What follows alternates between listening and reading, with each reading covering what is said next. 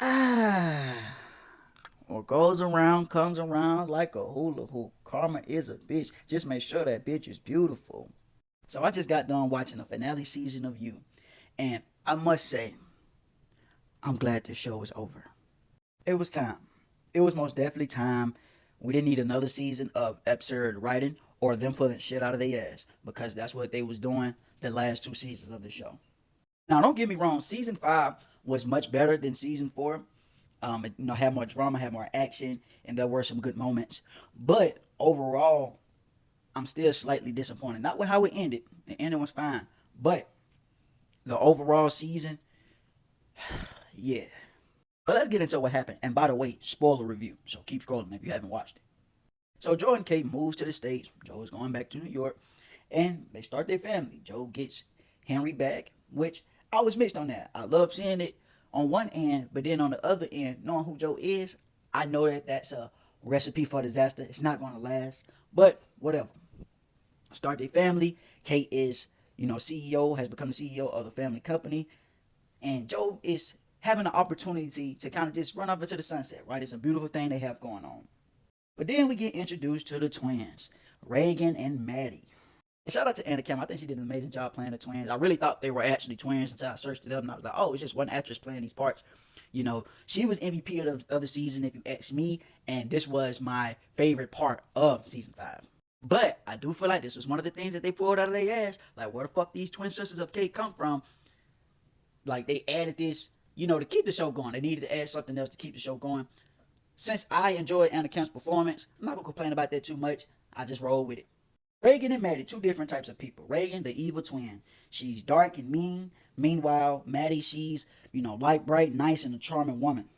And Reagan takes advantage of that the whole life, right? She bullies Maddie. She takes everything from her and treats her like shit. But this is where their relationship and the things that happen in this story becomes kind of goofy to me. This dumb motherfucker here, Harrison, he didn't have a mind of his own at all. I mean, like, bro, once you find out why him and Maddie is having an affair because they were the ones that were actually in love before, and then come to find out that Gretchen is really Maddie's daughter because she carried the surrogate, it's just like, bro, what the fuck are you doing? Like, why not just be with the woman you actually wanted to be with? Tell that evil bitch Reagan, no, I don't want you. I want your sister. Huh? That didn't make sense to me. That part of the writing, it was just like, huh? What kind of dumbass shit is that? And he was just dumb to me the whole season. Anytime he was involved or popped, it was just a dummy to me. I was just like, oh my gosh, man. I didn't like the way they made that plot. I didn't like that. I know they wanted that shock value, like, oh shit, one of the twin sisters is having an affair with, the husband and da da da da da. And but that right there was kind of goofy to me.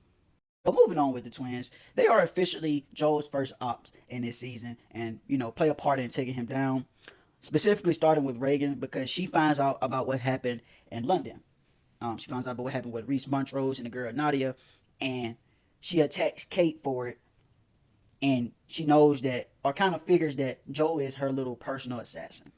And since Reagan is attacking Kate and attempts to expose her, Joel takes it upon his hands like he usually do to get her the fuck out the way. But Joe kidnaps the wrong sister. Y'all know Maddie and Harrison having an affair. And that's where we get to find out everything that happened between Maddie and Reagan. And Joe uses that to eliminate Reagan, using Maddie. Dope shit. I love it. I was ready for Joe to get Reagan evil ass the fuck up out of there. Use Maddie, which was super smart on his end because now he had leverage. This is where Anna Kemp gets into her acting bag where she had to flip between two characters, because she killed her sister, so now she having to play her role and shit like that, and but while still being Maddie. Like that was super dope. I love that.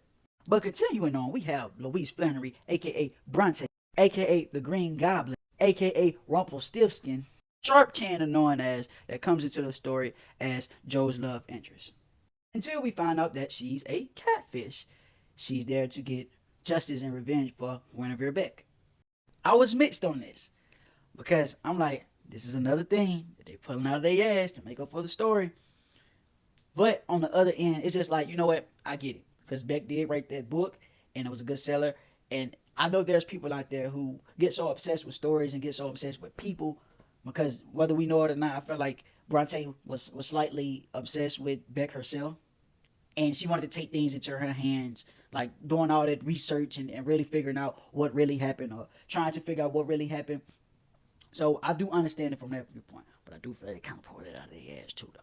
She is the ultimate goofball of all goofballs in this show. Dumber than Harrison to me, because you go through all of that, come up with this master plan with this group of people to take down Joe Goldberg and justice for Guinevere Beck, move to a whole other state, put your life and everything at risk. But then to fall in love with the motherfucker, knowing who he is, knowing what he's about, knowing how he can hurt and kill you, which ultimately that almost happened. Then when you had the chance to put his ass away and expose who he was after he killed Clayton, you fumbled that because you talking about you in love and woo woo woo. You're a fucking dummy. Like, she played with too much fire, literally and figuratively. Like that scene where Joe proposes to her right by the burning building and shit. That was absurd to me. Like, what are we doing, bro? Like, you doing this at that moment?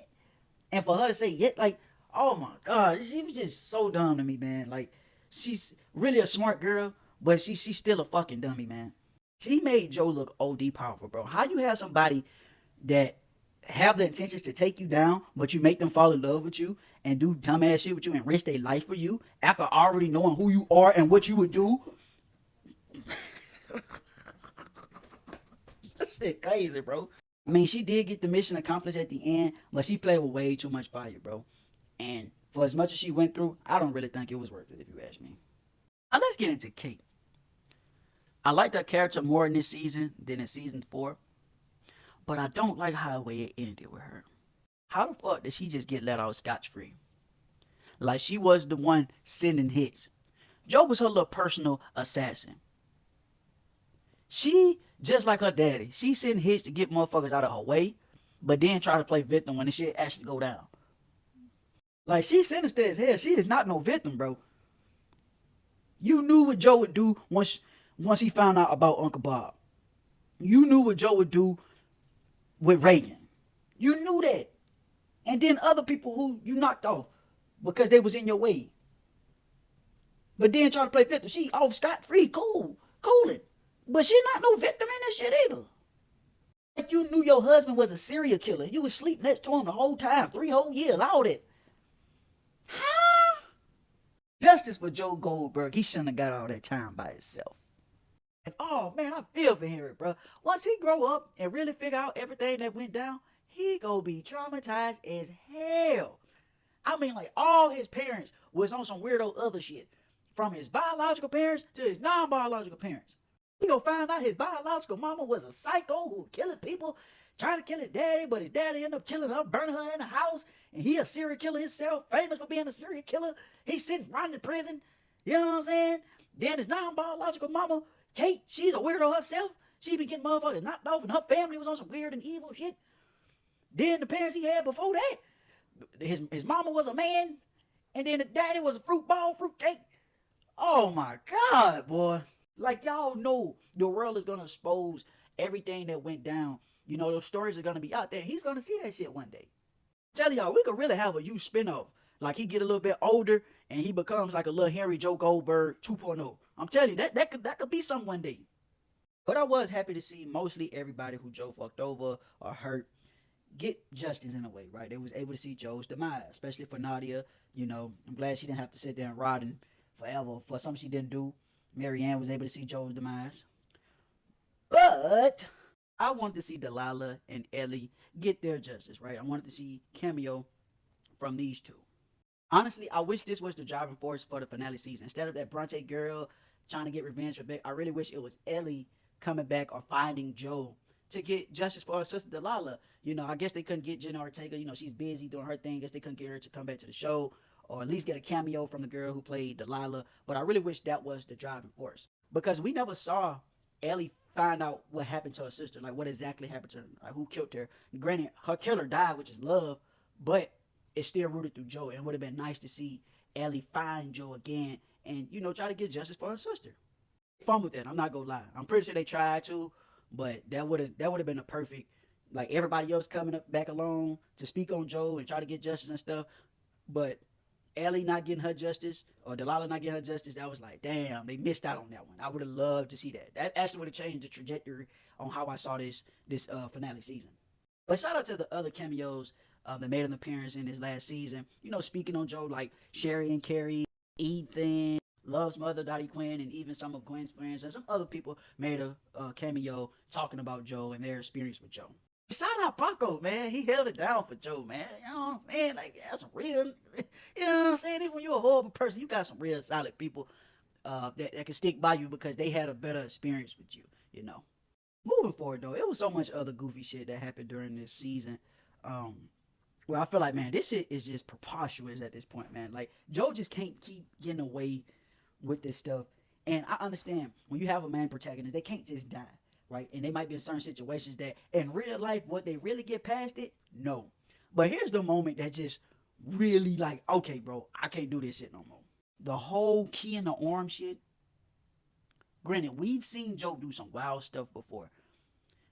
But that shit had me, bro. The whole spare key in the arm so he can get out of the cage. I was like, come on, bro. Come on, y'all. Really? And it was just so nasty to look at. Like, come on, bro. Like, come on, man. Joe finally gets put down. They finally catch Joe. Thanks to Bronte. Whether or not I was annoyed with her, you know, she did play a big part in taking him down. And Joe is serving a life sentence. He'll be in prison forever. Throw away the key on his ass. And sit in a cell by himself.